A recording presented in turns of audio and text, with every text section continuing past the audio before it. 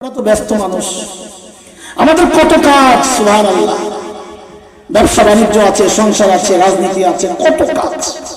মালিককে সময় দেওয়ার টাইম কোথায় আমাদের হাতে, তাই না?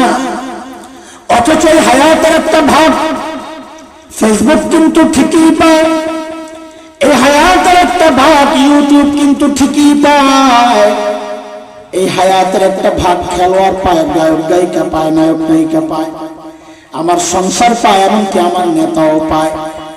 পায় না কেবল আমার মালিক। মালিককে টাইম দেওয়ার সময় আমাদের হাতে নাই, আমরা ব্যস্ত। আমি আর তুমি ছাড়া দুনিয়ার সব মালিককে টাইম দেয়। ওই একটা গাছের দিকে তাকায় দেখো না, কি মনে হয় গাছটা বুঝি এমনি দাঁড়ায় আছে? না না না, ওই গাছটাও দাঁড়ায়া দাঁড়ায়া মালিকের তাসবিহ পড়ে। যেই কুকুরটাকে নির্দিষ্ট প্রাণী মনে করে তাড়া দেয়, ওই কুকুরটা রুকুর হালতে মালিকের তাসবিহ পড়ে। যেই পোকামাকড় গুলো রে পায়ে দলে বেঁধে ফেলে, ওই পোকামাকড় গুলো সিজদার হালতে মালিকের তাসবিহ পড়ে। পড়ি না কেবল আমি আর আপনি, আমাদের হাতে সময় নাই। কসম আল্লাহর বন্দার যুবক, সময় দিন আসবে, করার থাকবে না কিচ্ছু।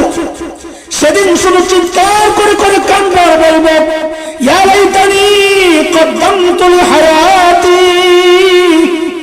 আরে সময় মতো যদি একটু পুঁজি বানায় আসতাম, তো আজকে আর এই বিপদে পড়া লাগে না।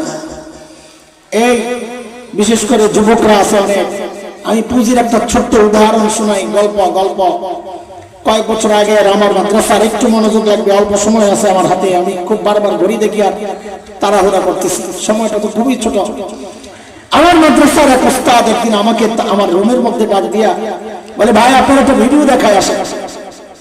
তো তার মোবাইলের মধ্যে একটা ভিডিও দেখাচ্ছে আমাকে, আরবের কোন এক টেলিভিশনের একটা প্রোগ্রাম। কোন দেশ আমি জানি না, আরবিতে প্রশ্ন করতেছে।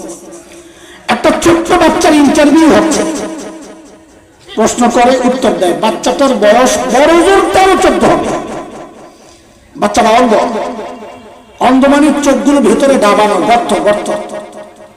তো উপস্থাপক বাচ্চাটাকে জিজ্ঞেস করতেছে, আচ্ছা খেয়াল করে, আচ্ছা তোমার যে চোখ দুটো নেই, তুমি কি আল্লাহর কাছে এই নেয়ামত ফেরত চাও?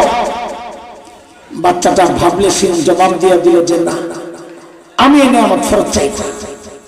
আমি তো অবাক হয়ে গেছি, বলি কি চোখের নিয়ামত ফেরত চায় না? তো বুঝলাম আরে বয়স কম তো বুঝে না। তা আমি তো ভিডিও দেখে অবাক হয়েছি, কিন্তু উপস্থাপক তো সামনাসামনি বসা, তার তো অনেক বেশি অবাক হওয়ার কথা। তিনি অনেক অবাক হয়ে জিজ্ঞেস করলেন, লিমাযা, আরে কেন তুমি এই নিয়ামত ফেরত চাও? আরে বাচ্চাটার জবাবটা শুনে বুঝছি বোকা তো না, বোকা তো আমি। আল্লাহকে সাক্ষী রেখে বলছি আপনাদেরকে, বাচ্চাটার জবাবটা শুনে আমি সাথে সাথে কান্না করে দিয়েছি। বললো কি সেই চাল, দেখেন কি পুঁজি বানাইছে। ওকে যখন জিজ্ঞেস করা হলো তুমি কি এই নিয়ামত ফেরত চাও, বলে না চাই না। বলে কেন চাও না?